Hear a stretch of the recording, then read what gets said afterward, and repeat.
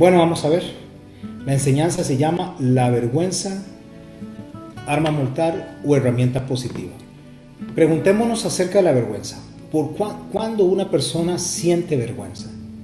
A veces, voy a verlo en 3 puntos. A veces las personas sienten vergüenza o sentimos vergüenza, porque la verdad es que es un asunto que nos compete a todos los seres humanos.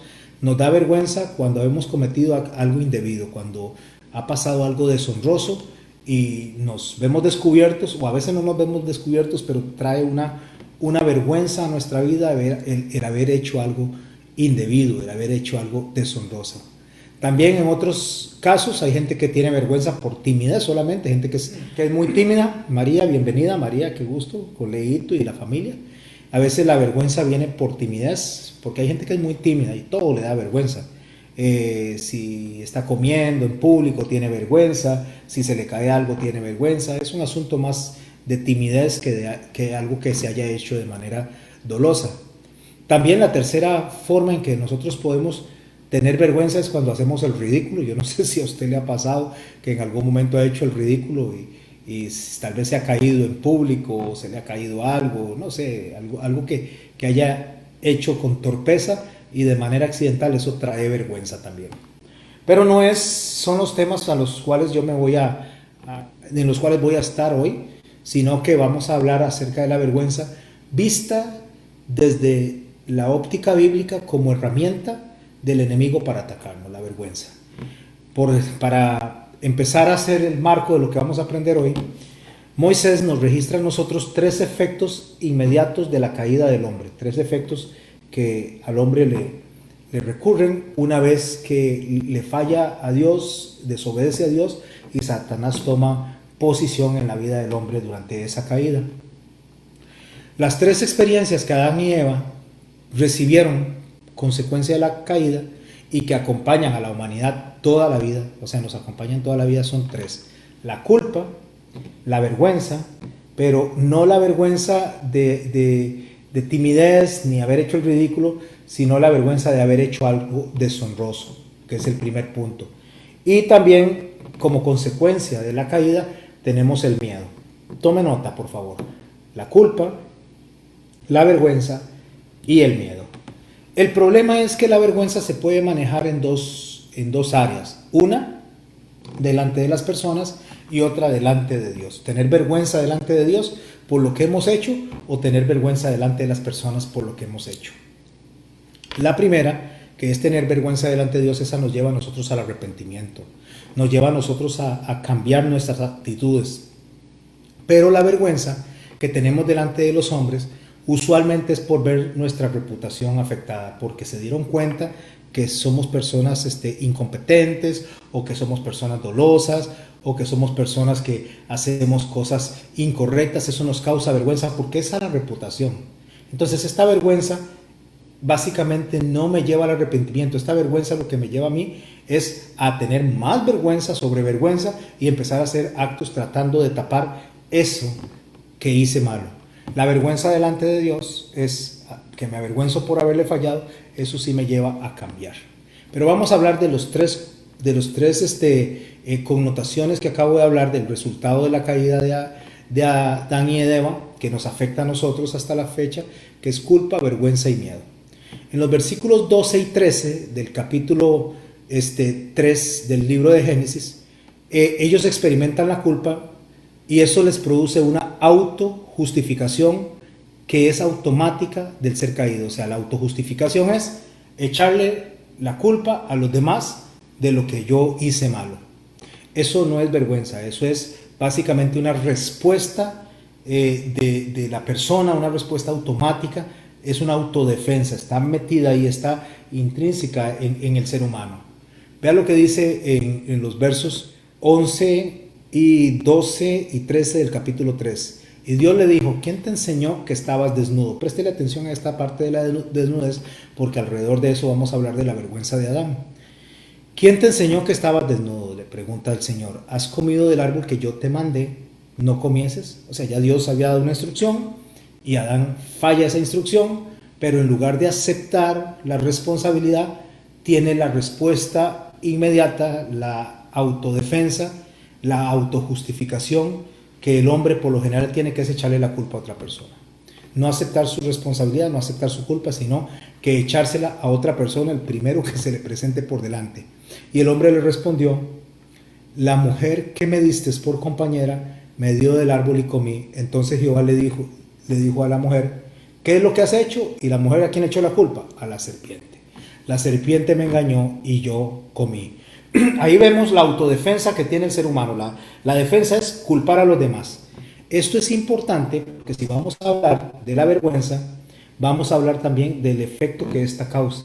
Una vez que vemos que hemos hecho algo malo, por lo general, en vez de aceptar nuestra responsabilidad, en vez de decir, sí, mira, estoy actuando mal, estoy caminando de la manera equivocada, estoy tomando las decisiones erradas que no debería de tomar, lo que hacemos es culpar a cualquier persona.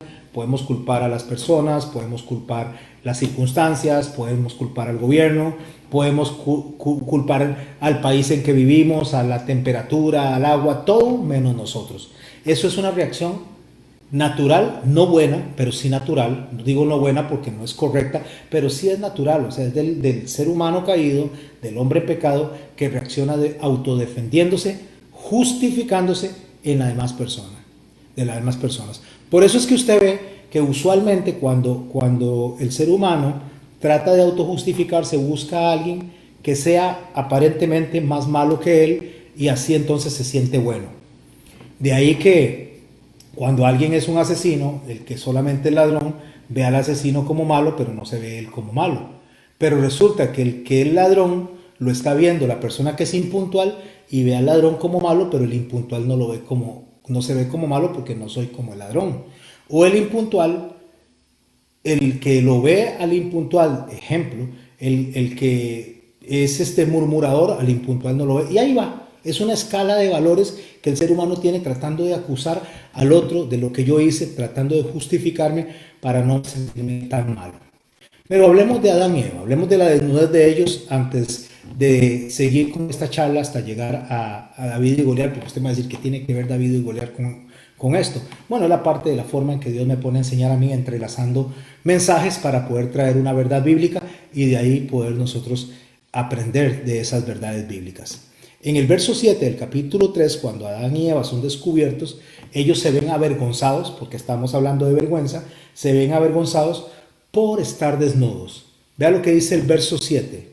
Entonces fueron abiertos los ojos de ambos y conocieron que estaban desnudos. Entonces cosieron hojas de higuera y se hicieron delantales. En el verso 10, ellos vienen y se esconden como consecuencia de encontrarse desnudos, de verse desnudos. Ellos automáticamente, la respuesta inmediata es esconderse de la presencia de Dios. El verso 9 y 10 dice así: Mas Jehová Dios llamó al hombre y le dijo: ¿dónde estás tú? Y él respondió: oí tu voz en el huerto y tuve miedo. Ya estamos pasando por la vergüenza, estamos pasando por el miedo y estamos pasando por la culpa.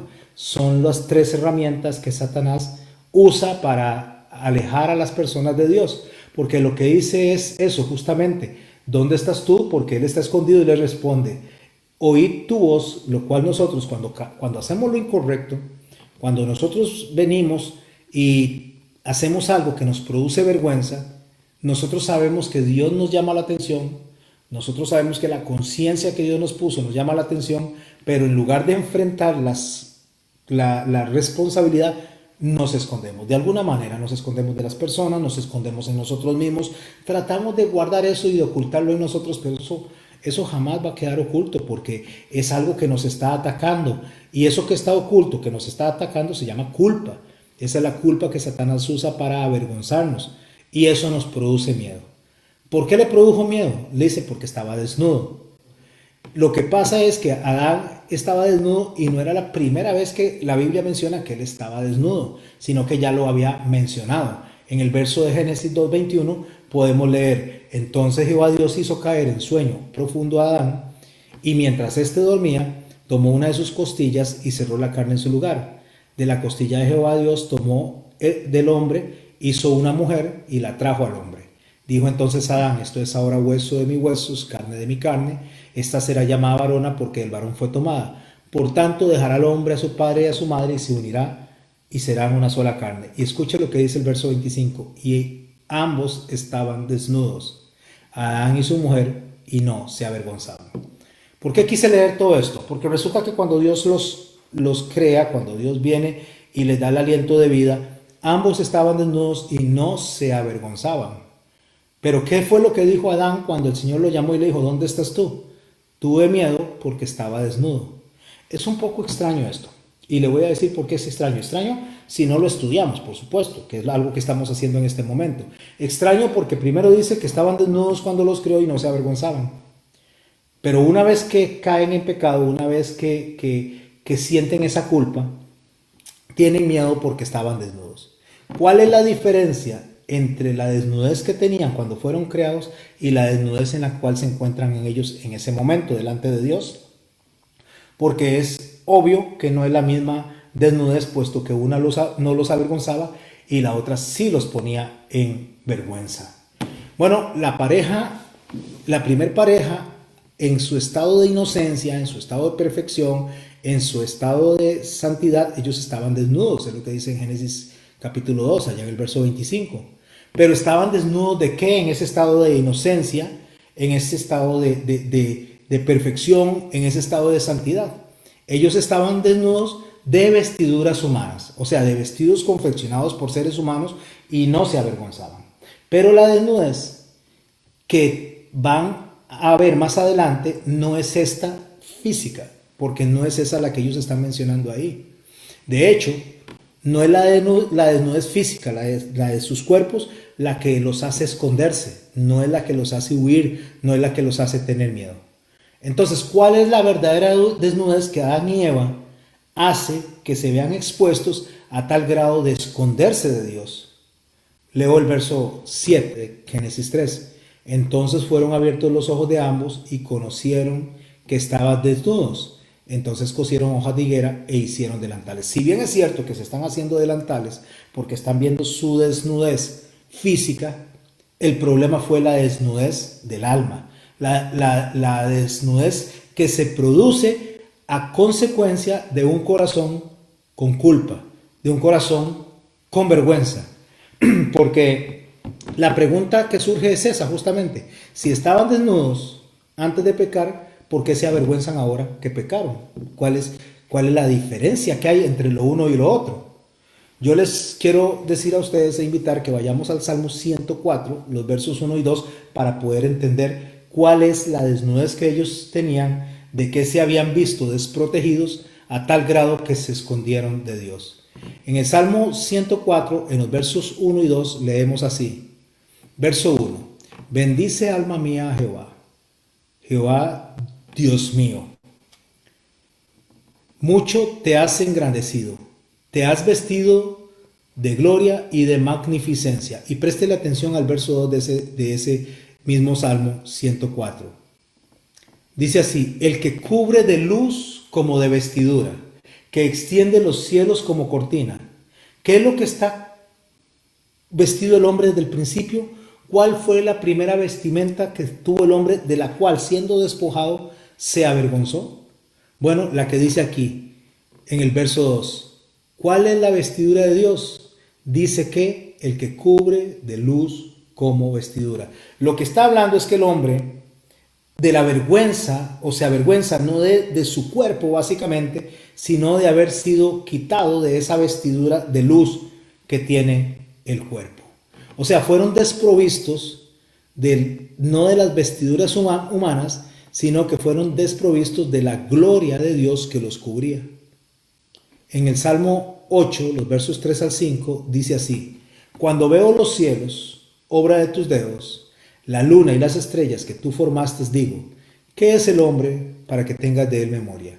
Y el hijo del hombre para que lo visites. Le has hecho poco menor que los ángeles, y préstale atención a la última frase, y lo coronaste de gloria y de honra.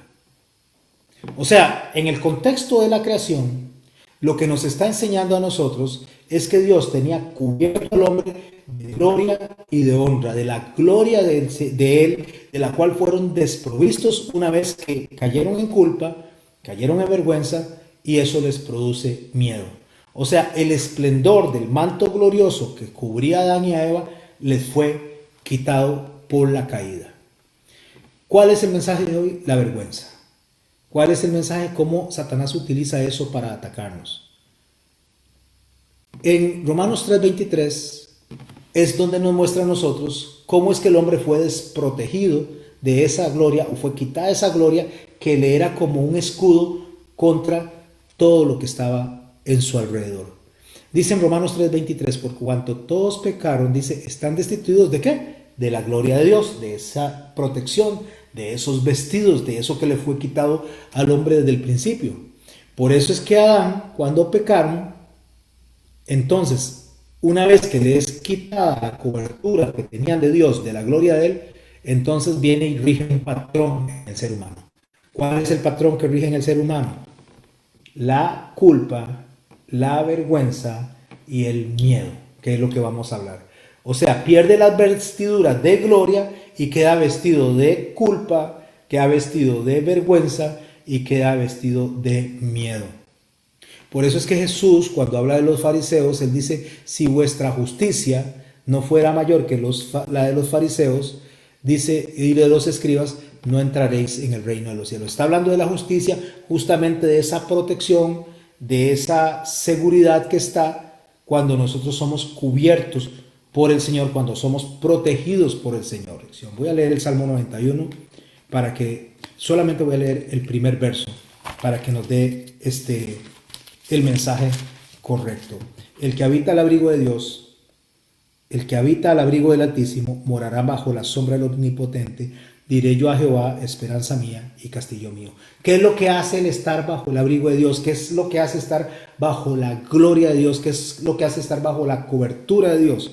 Nos da esperanza y nos hace sentir protegidos como un castillo. Una vez que eso les quitaba a Adán y Eva, lo que hace es que les produce culpa por lo que hicieron, vergüenza de verse delante de Dios sin su gloria, y de ahí miedo sabiendo que están enfrentando una consecuencia. ¿Qué es lo que hace en el hombre eso? Bueno, ya dijimos culpar a los demás, esconderse y justificarnos. ¿Cuáles son las frases más usadas de una persona o del ser humano cuando está haciendo lo incorrecto y es confrontado, ya sea por Dios o por una persona que le llama la atención? Si es de una persona, lo usualmente que se dice es, usted no conoce mi corazón, solo Dios conoce mi corazón. O la otra forma de defenderse o de autojustificarse es, yo soy así. El que me quiera así, que me quiera, y el que no me quiera, como la canción aquella de Luisito Rey. El que me quiera, que no me quiera, y el que me quiera así, que me quiera, y el que no me quiera. Algo así dice la canción. O la otra justificación es, yo soy un ser humano, así soy yo. O también se justifica echándole la culpa a su pasado, a sus padres o a la forma de vivir. Al final de cuentas, ese es el caldo, esa es la herramienta, esa es la leña que utiliza Satanás para atacarnos a nosotros y alejarnos de la gloria de Dios, alejarnos de la presencia de Dios, alejarnos del Señor que nos quiere abrazar con su compasión, que nos quiere abrazar con su misericordia, porque aun cuando Dios es misericordia, aun cuando Dios es amor, Satanás nos acusa con la culpa, nos dice, ¿viste lo que hiciste? ¿Viste lo que hiciste? Eso que usted dice que es hijo de Dios, y siendo hijo de Dios, mire cómo se comporta usted, entonces eso nos trae culpa. Y una vez que tenemos culpa, lo que hace es que el miedo que produce esa culpa nos hace alejarnos de Dios. Ese es el escenario que hace que estemos a merced del enemigo y que la vergüenza se convierta en un arma mortal en manos de Satanás. Bueno, para poder comprender esto, porque esto fue la base que quise poner, para poder comprender esto, yo les quiero invitar a que vayamos a 1 Samuel en el capítulo 17. Ahí nos vamos a encontrar con el acontecimiento de David enfrentándose justamente a Goliat. Los filisteos se habían juntado para hacer guerra y los israelitas y Saúl también se habían juntado al frente. Estaban a un lado del valle unos y al otro lado del valle los otros. Estaban en filas cuando en eso viene y sale este filisteo Goliat, un paladín. El paladín eran aquellas personas que luchaban y se enfrentaban en lugar del pueblo. Se supone que si el paladín se enfrentaba al otro y lo vencía, entonces el resto del pueblo se rendía. Eso era mentira, solamente lo hacían, al final de cuentas siempre había una guerra y no se rendían. Pero eso era lo que el paladín estaba buscando, Goliat, que los textos dicen que mide alrededor de 3 metros, otros dicen que alrededor de 2 metros. Hay otros eruditos que dicen que medía 1,80 m porque la estatura promedio en ese momento era de 1,50 m. Eso no es importante, lo importante es que sí era grandote, que sí superaba a todos. Porque aún Saúl, que era el más alto de todo el pueblo, porque todos los demás le llegaban al hombro, este hombre era mucho más grande que Saúl. Estos están reunidos y Goliat salía y le gritaba a los israelitas, los insultaba todo el tiempo, los estaba llamando a pelea. El texto dice así: ¿para qué han salido en orden de combate? Les está reclamando. Dice: puesto que yo soy filisteo y ustedes están al servicio de Saúl. Préstele atención, están al servicio de Saúl, porque esto es importante para el tema que estamos hablando de la vergüenza, del miedo y de esconderse, básicamente, de Dios. Dice: están al servicio de Saúl, elijan a uno de ustedes para que baje a luchar conmigo, si es capaz de pelear conmigo y vencerme. De una vez lo pone en duda de que haya alguien que pueda vencerme. Si lo hace, dice, si lo logra vencer, entonces nosotros seremos esclavos de ustedes. Pero si yo lo venzo, ustedes serán nuestros esclavos. Ahí él lanza ese desafío y le grita: deme un hombre que luche conmigo. Claro, en el verso 11 del capítulo 17 de 1 Samuel, dice que al oír Saúl las palabras del israelita, las palabras del filisteo, igual los israelitas perdieron el ánimo y se llenaron de miedo. Preguntemos, ¿por qué tenían miedo? ¿Cuál era la razón por la cual ellos tenían miedo, si es el pueblo de Dios, si es el pueblo que Dios respalda y que constantemente habían ganado, y Saúl estaba también desanimado y con miedo? La razón por la cual estaba pasando eso es porque Saúl había actuado mal. Entonces Saúl tenía culpa, tenía vergüenza y tenía miedo. Y eso le había sucedido porque la gloria de Dios se había apartado de él, se había apartado de protegerlo. Eso sucedió en el capítulo 15 de 1 Samuel. Cuando el Señor viene y le dice a través de Samuel a Saúl que van a consagrarlo a él como rey, que van a hacer unos sacrificios, pero que tiene que esperar a Samuel a que venga, pero Saúl decide no esperar y él mismo decide actuar en lugar de Samuel, y entonces ahí se ve desobedeciendo las órdenes de Dios. Leámoslo para que lo aprendamos. 1 Samuel capítulo 15. Y Samuel le dijo: ¿no te considerabas tú de poca importancia? Porque cuando Samuel lo va a llamar a él y lo va a ungir, él dice: yo soy de la tribu de Benjamín, somos una tribu muy pequeña y yo solamente soy pastor, y empieza a hacer una serie de argumentos Saúl para no aceptar lo que Dios le había dicho a través de Samuel que hiciera. Pero dice Samuel, le dice a él: sin embargo, has llegado a ser jefe de las tribus israelitas. A pesar de que usted no se reconocía como importante, Dios dejó que usted fuera consagrado como rey de Israel. Ahora bien, dice el verso 18, si el Señor te envió una orden estricta de destruir a estos pecadores amalecitas y de atacar y acabar con ellos, le pregunta Samuel: ¿por qué desobedeciste la voz del Señor? O sea, ¿por qué lo desobedeciste? ¿Por qué, dice, si había recibido una orden estricta de lo que tenía que hacer, por qué en lugar de atender al Señor, actúa mal a los ojos del Señor? Es lo que le dice a Saúl. Pero Saúl le contesta: escuche, viene la autojustificación, viene aquello que nació en el Edén, viene aquello que el hombre tiene una vez que cae y que lo acompaña toda la vida: culpa, tiene vergüenza, tiene miedo y produce la autojustificación. Dice así: Saúl le contestó: yo obedecí las órdenes del Señor y cumplí la misión que él me encomendó. He traído prisionero a Gad, rey de Amalek, y he destruido a los amalecitas. Pero la tropa, ahí está echándole la culpa a los demás, se está autojustificando, pero la tropa, o sea los soldados, se quedaron con las ovejas y los toros, lo mejor que estaba destinado a la destrucción, y viene la mentira, para sacrificarlos en honor del Señor tu Dios en Gilgal. Hay una serie de argumentos que tenemos que analizar acá.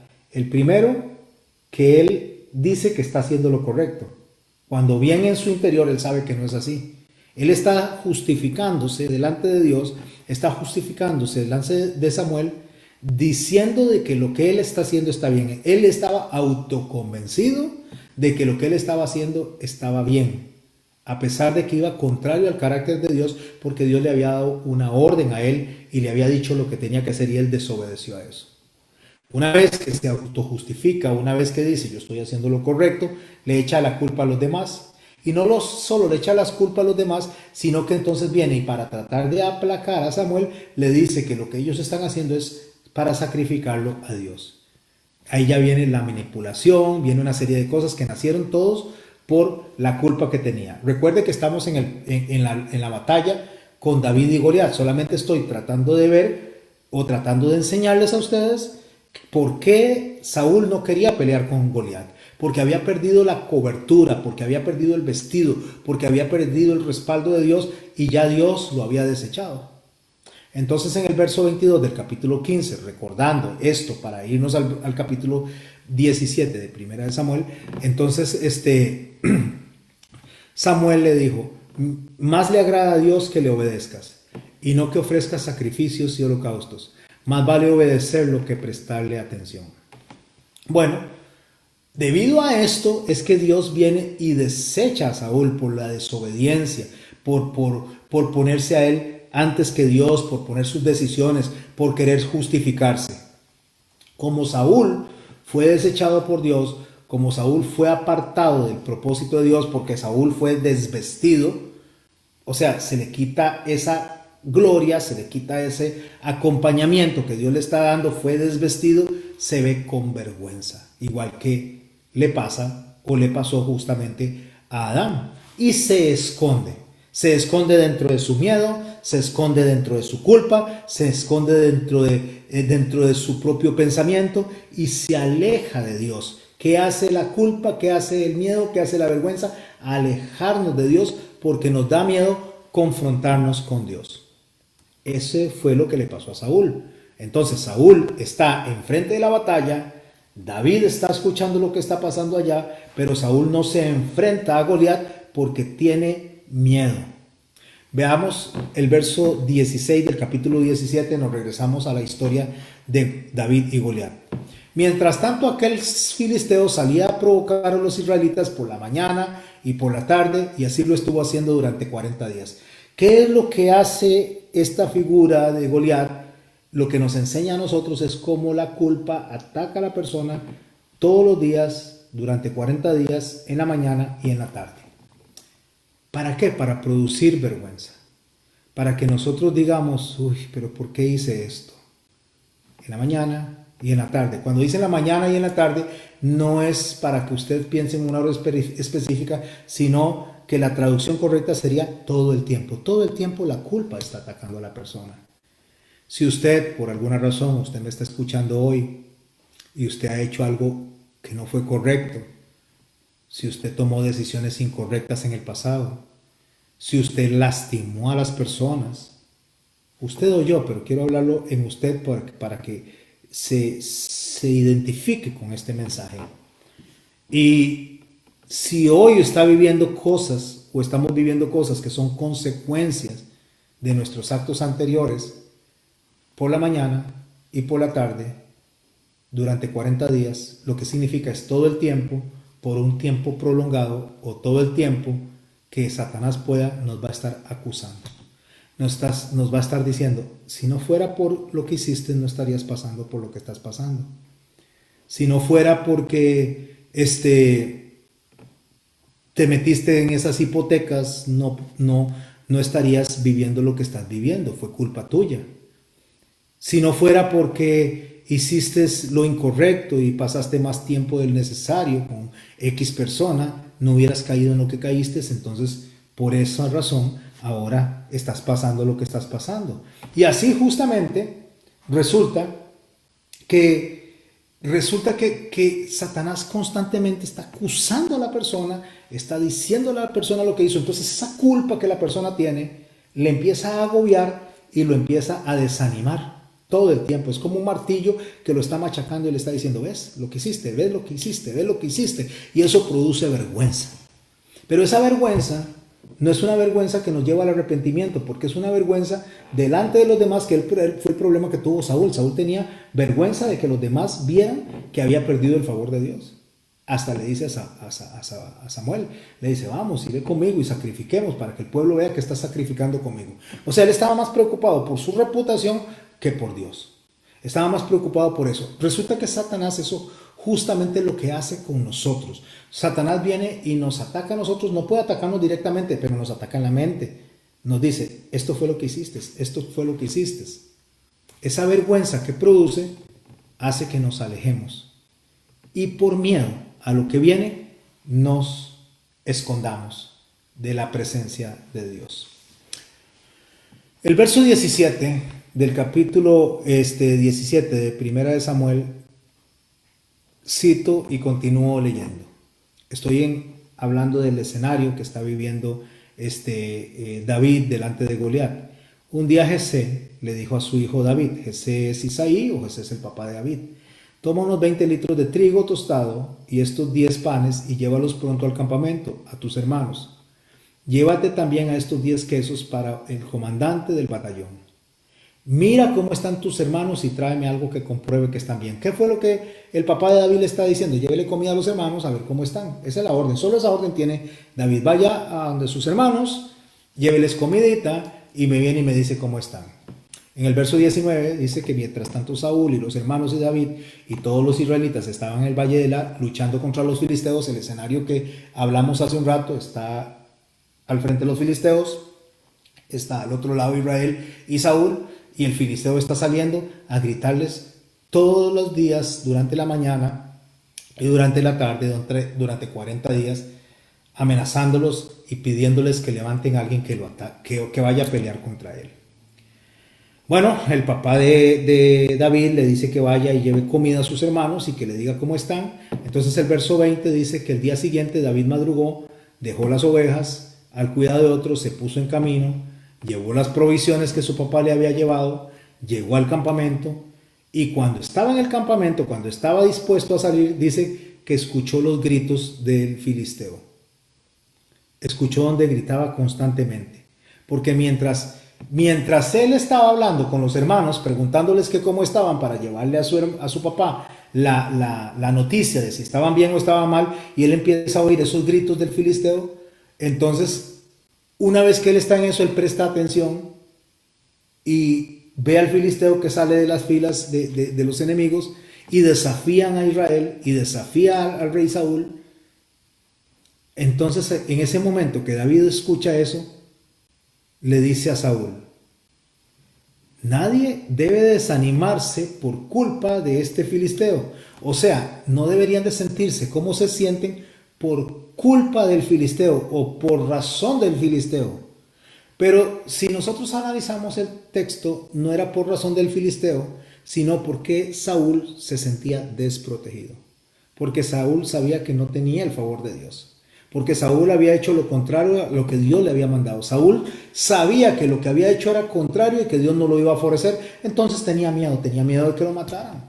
Tenía miedo de perder la vida delante del filisteo. Entonces David le dice, no debería de sentirse así delante de este filisteo. No debería sentirse por culpa de él o avergonzado o disminuido, como quiera ponerle.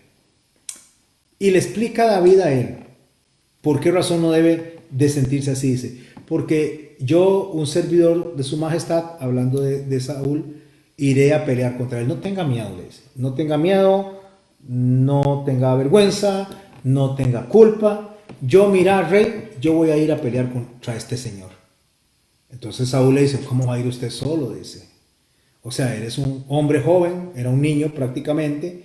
En cambio, este hombre es grande, ha sido un hombre de guerra toda su vida. Entonces, ¿cómo va a ir usted a enfrentarse con este señor? Eso no puede ser. Saúl, a pesar de que tenía miedo, básicamente, él no quería exponer a David en ese momento. Pero David dice en el verso 34, le dice a Saúl estas palabras. Empieza y le saca el currículum a Saúl. Le dice, bueno, este soy yo, rey Saúl. Le voy a explicar quién soy yo. Cuando yo, el servidor de su majestad, cuidaba las ovejas de mi padre, si un león o un oso venía y se llevaba una oveja del rebaño, iba detrás de él y se la quitaba del hocico. Y si volvía para atacarme, lo agarraba por la quijada y le daba de golpes hasta matarlo. A mí esto me sorprende, porque está hablando de un león y un oso. Y dice textualmente, cuando volvía a atacarme, lo agarraba yo por la quijada y le daba golpes al matarlo. Imagínese un oso encima suyo y usted agarrándolo por la quijada y golpeándolo. David está hablando de usar sus manos a la hora de defenderse. No era que le tiraba una flecha o sacaba y le disparaba. No, está hablando de cuerpo a cuerpo. Por eso dice, lo agarraba por la quijada y le daba golpes hasta matarlo. Y dice, así fuera un león o fuera un oso. Está hablando de animales grandes, está hablando de animales poderosos.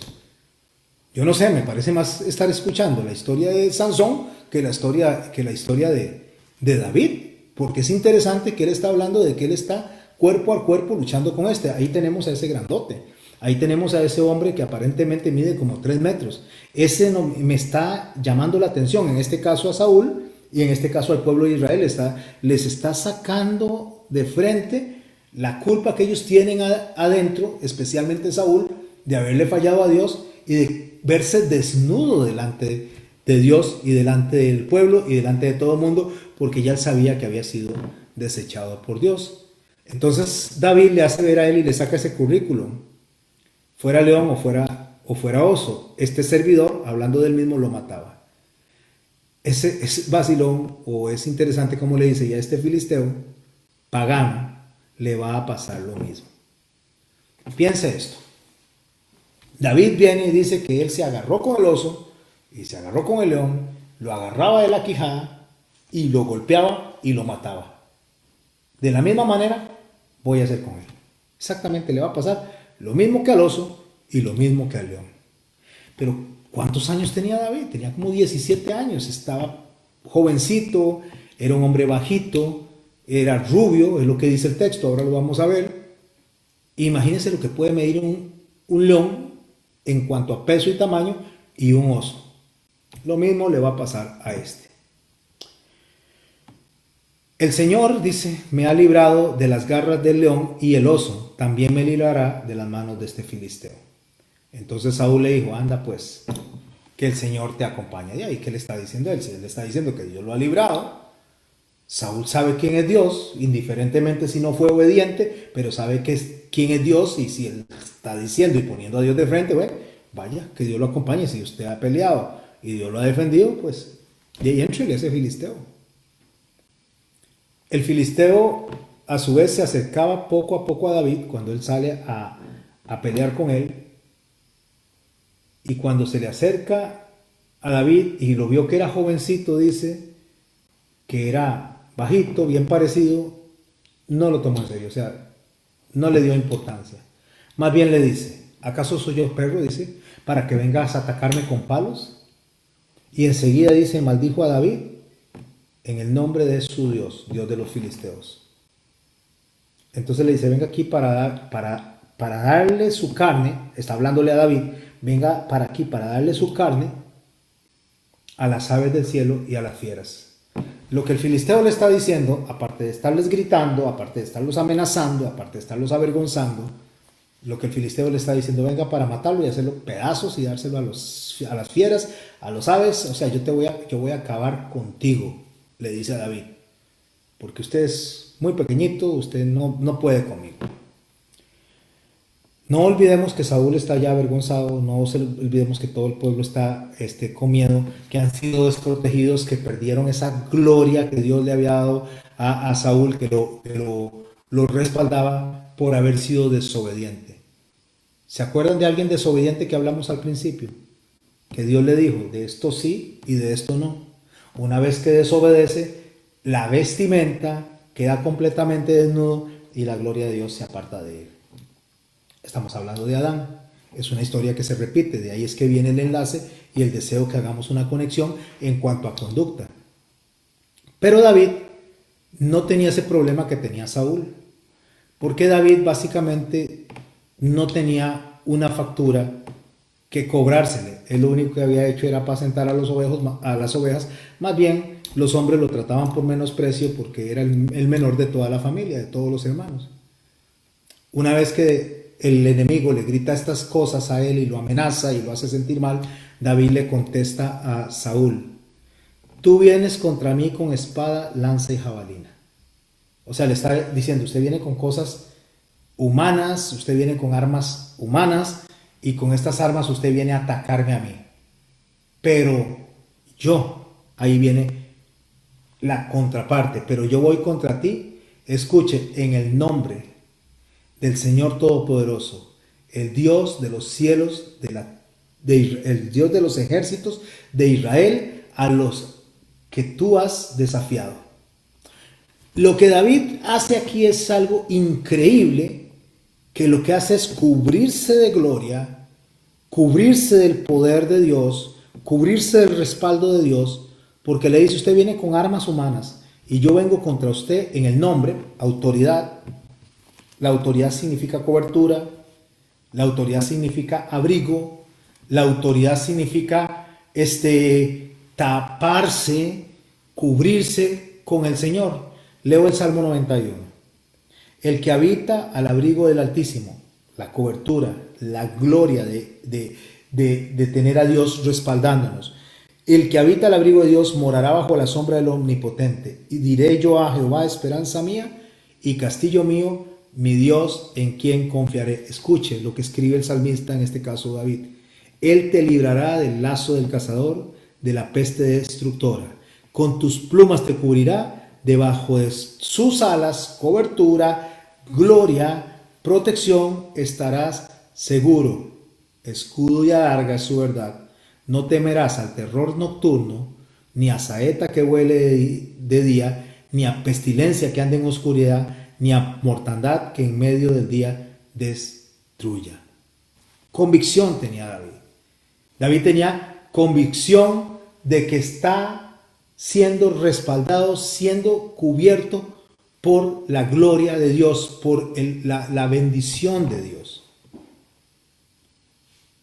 Y entonces él le dice, yo vengo a ti en el nombre de Dios. Se pone la cobertura, se viste de gloria, se viste de poder y se presenta delante del acusador, del que venía completamente y todo el tiempo y todos los días a decir, usted es culpable, si no hubiera hecho eso, y completamente tratando de que la vergüenza lo lleve a través de la culpa, o la culpa lo lleve a la vergüenza y lo lleve a esconderse de Dios.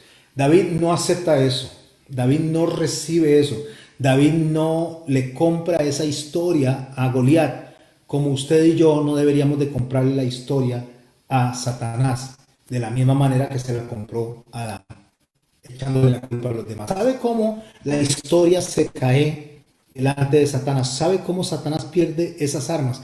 Cuando usted pasa por alto la vergüenza y entonces usted y yo confesamos realmente lo que somos. Entonces la confesión que hace en ese momento David es esta: yo voy contra ti en el nombre del Señor Todopoderoso, Dios de los ejércitos de Israel, al que tú has desafiado. Este soy yo. Yo no soy David. Yo no soy el pastor. Yo soy el que tiene el respaldo del Señor Dios Todopoderoso. Ese soy yo. O sea, pone a Dios delante. Es Dios el que va delante. Yo pienso cómo hubiera sido si Adán, en lugar de decir, la mujer que tú me diste, se hubiera parado con su responsabilidad delante de Dios y le hubiera dicho, sí Señor, tienes razón, yo fallé, yo me equivoqué, yo pequé, perdóname. Sería otra historia, estaríamos viviendo otra historia. Bueno, no significa que las cosas van a cambiar, solo estoy tratando de hacer un escenario en el cual podamos ver que nosotros podemos cambiar la historia cuando nosotros reconocemos nuestra responsabilidad, reconocemos nuestra culpa y nos alejamos de la desnudez, de la vergüenza que produce la desnudez, de perder lo que Dios nos da a nosotros como respaldo, que es su gloria y su majestad. Una vez que David entiende esto, una vez que David entiende cómo debe funcionar el delante del enemigo, No como Saúl, que estaba atemorizado, estaba temblando, tenía miedo, él sabía que había perdido la protección de Dios. En lugar de reconocer y llegar y decirle, Dios, mira, sí, me equivoqué, perdóname. No, más bien se justifica, más bien le echó la culpa al pueblo. Es la misma historia, esa es la conducta que se da del ser humano todo el tiempo. El ser humano lo que hace es culpar a los demás. Ahora el Señor, le dice en el verso 46, ahora el Señor te entregará en mis manos. Por favor, preste la atención en mis manos.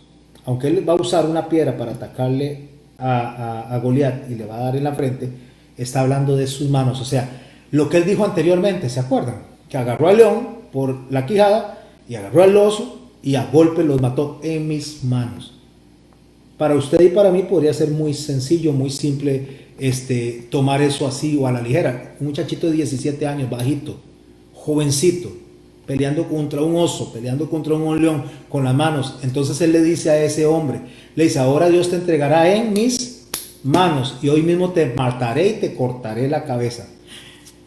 Piense lo que David está enfrentando ahí. ¿Quién tiene la espada? Goliat. ¿Quién tiene la jabalina? Goliat.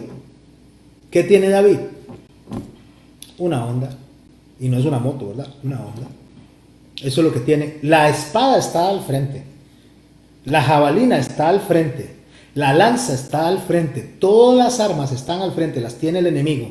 El que está acusando, el que está diciendo tú lo que hiciste, te está sacando la culpa, te está avergonzando. Todas las armas las tiene el enemigo en contra de David. Todas las armas las puede tener el enemigo en contra suya. El enemigo puede estarle diciendo a usted todos los días, en la mañana y en la tarde, estás pasando lo que estás pasando por tu culpa, estás pasando por lo que estás pasando por tus malas decisiones, estás pasando lo que estás pasando porque si hubieras hecho, ahí están las armas al otro lado.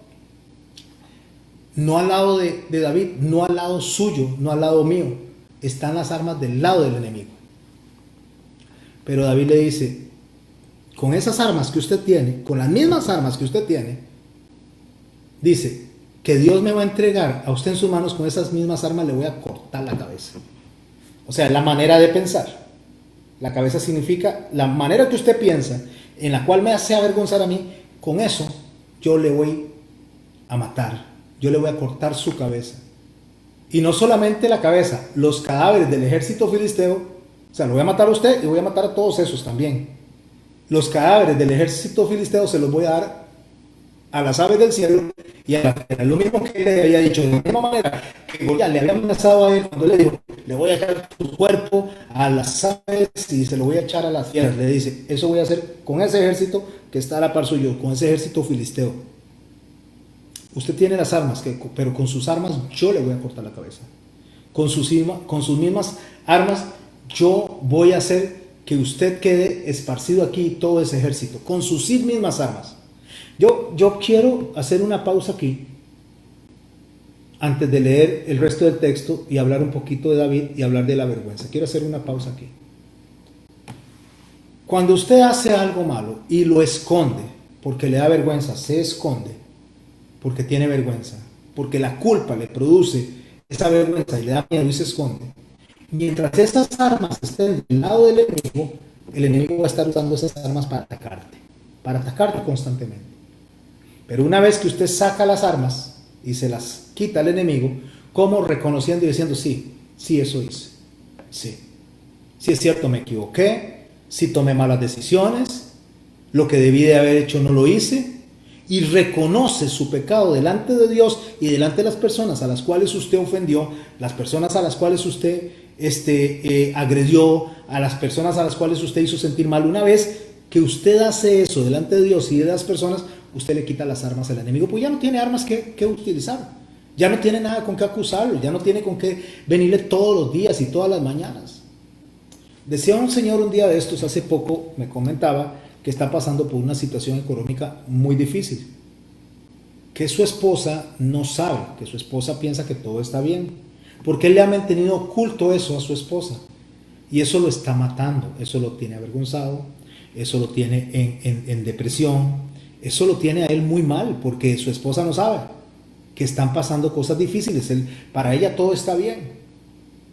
Eso es lo que Satanás está usando para eliminarlo a él, para disminuirlo. En el momento que él se siente y le diga a su esposa, vea mi amor, esta es la situación, así estamos, probablemente ella llore, probablemente ella se sienta mal, probablemente en ese momento sienta que el mundo se le va a dar vueltas a todo lado, pero le va a quitar esas armas al enemigo. Y una vez que le quita las armas al enemigo, le puede cortar la cabeza al enemigo y puede avanzar en la dirección correcta.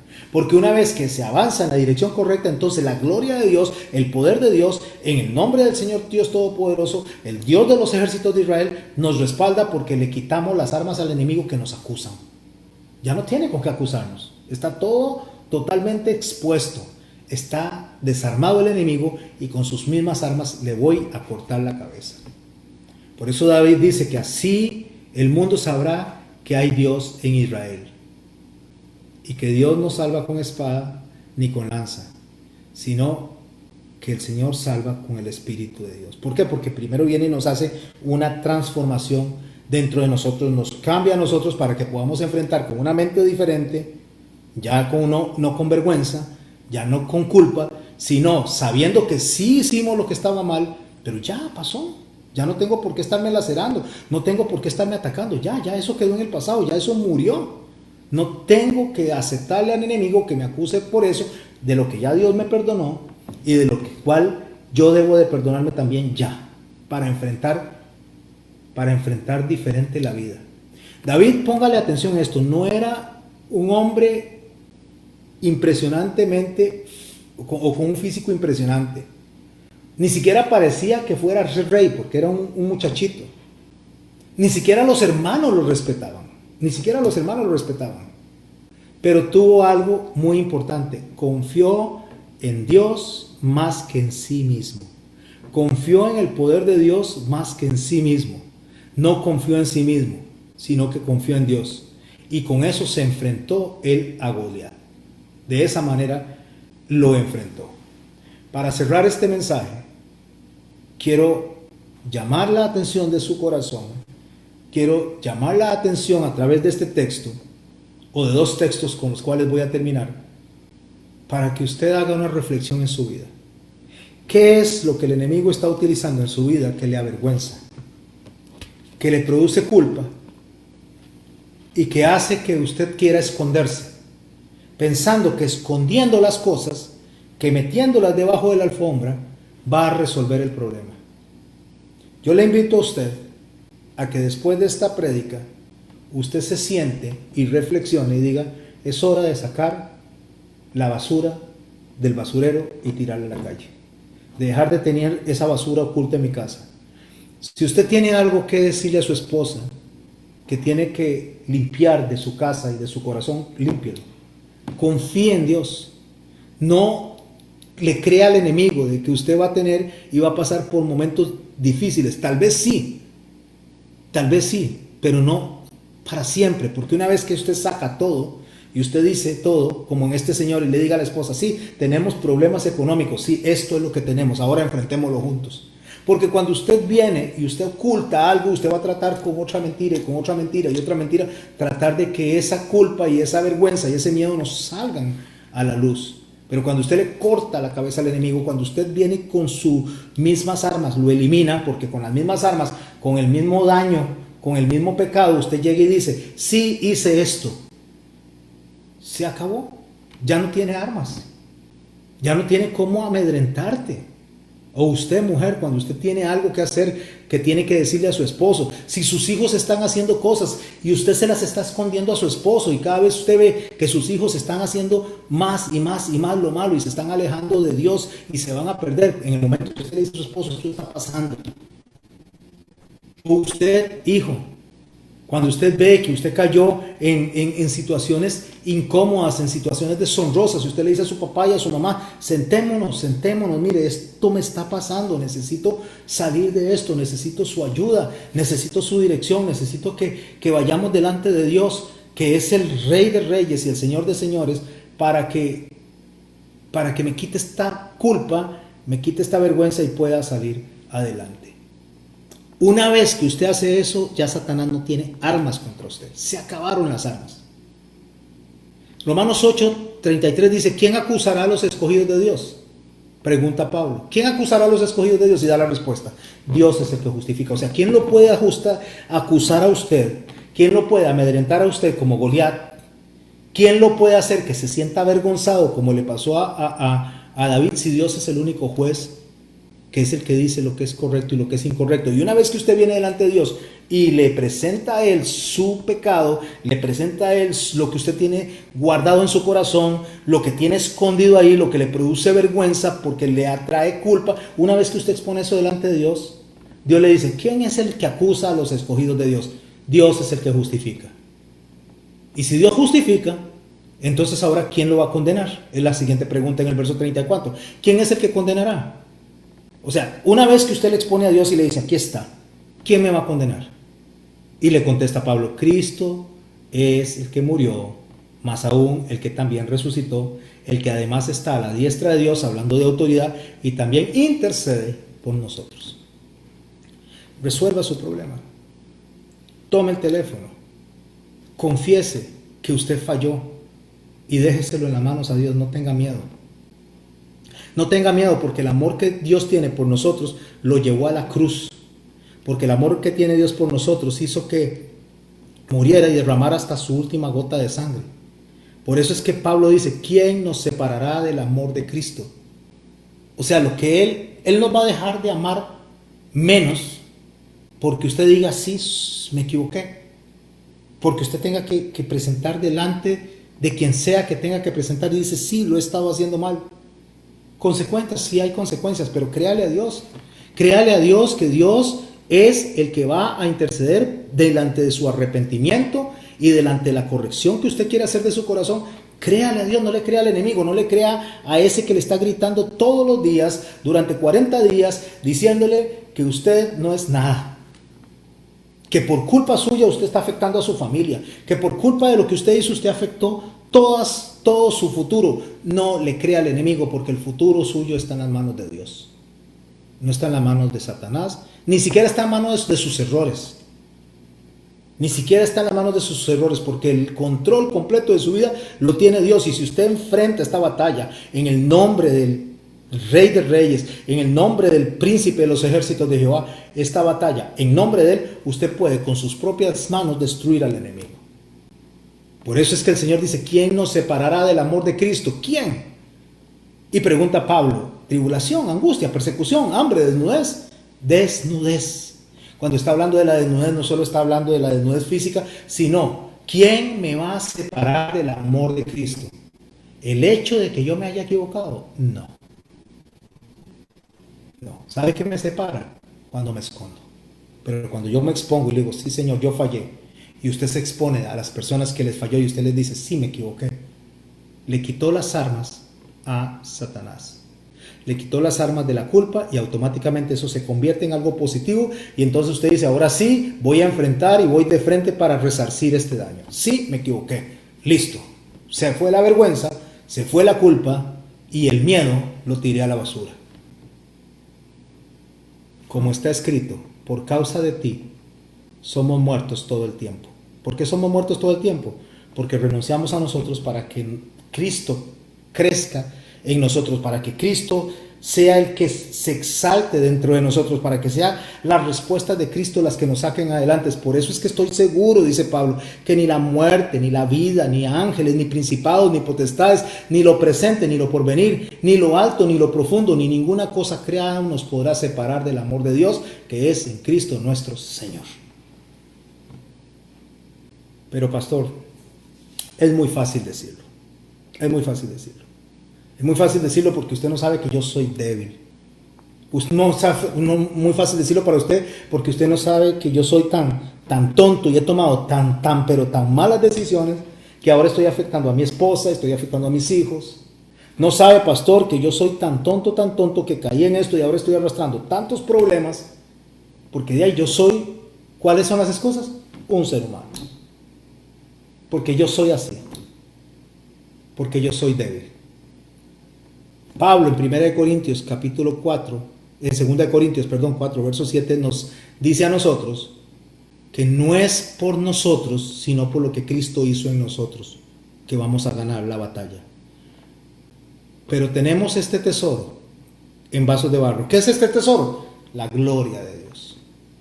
La gloria del Señor. ¿La tenemos en qué? En vasos de barro. ¿Quiénes son los vasos de barro? Usted y yo, débiles. Pero ¿por qué está ese tesoro en nosotros, que es el Espíritu Santo? ¿Por qué está ese tesoro en nosotros, que es Cristo? Para que la excelencia, la cobertura, la excelencia, la vestidura, la excelencia del poder sea de Dios y no de nosotros. Que estamos atribulados en todo. Estás atribulado, te sientes mal, pero no angustiados. Estamos en apuro, lo está pasando difícil, pero no desesperados. Estamos perseguidos, mas no desamparados, destruidos, pero no derribados. Al frente estaba Goliat y veía a David destruido, lo veía derribado, lo veía desamparado. Pero él estaba peleando en el nombre del Rey, el nombre del Señor Todopoderoso, Dios de los ejércitos de Israel, al que tú le dice a Goliat, has desafiado. Se siente mal, tiene vergüenza por la culpa.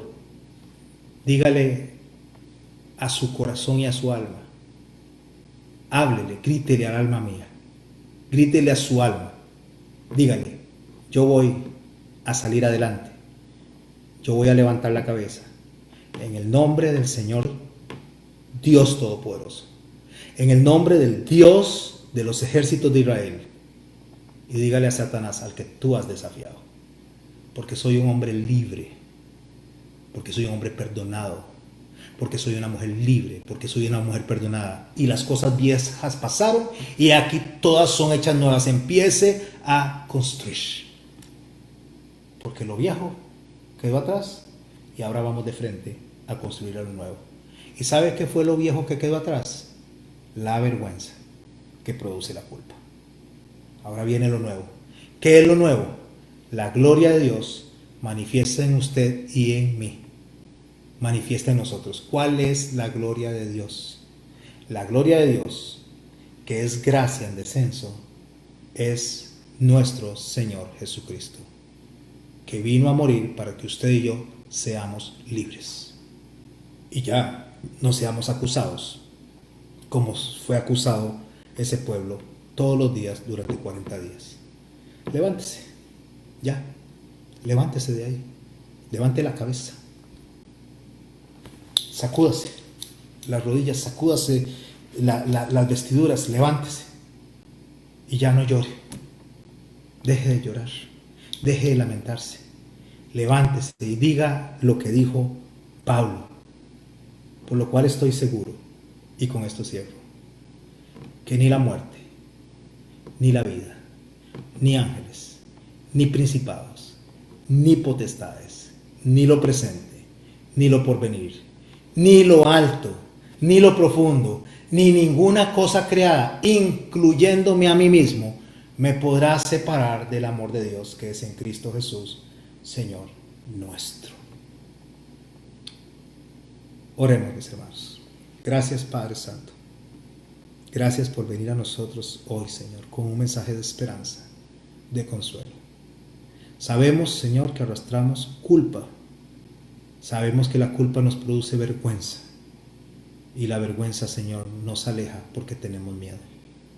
Pero hoy hemos aprendido, Señor, que vamos a tomar esas armas y con las mismas armas le vamos a cortar la cabeza al enemigo. Vamos a decir, sí, hice eso, pero Cristo me hizo libre. Sí, me equivoqué, pero Cristo me levanta. Sí, me caí, pero Cristo me sube a la barca. Señor Dios Todopoderoso, te damos gracias porque en ti, Señor, sabemos que tenemos la seguridad de estar cubiertos por la vestidura correcta, que no es nuestra vestidura, sino la gloria que emana de ti, que viene de nuestro Señor Jesucristo.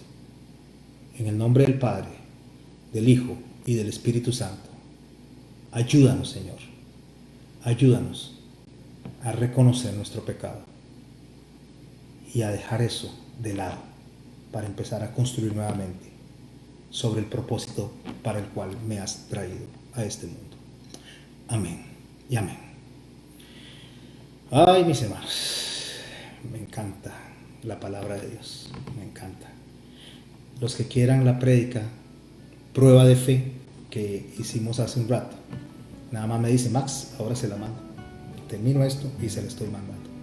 Muchas gracias, bendiciones, gracias por todos, buenas noches, que Dios los acompañe. Contamos 5, 4, 3, 2, 1, chao.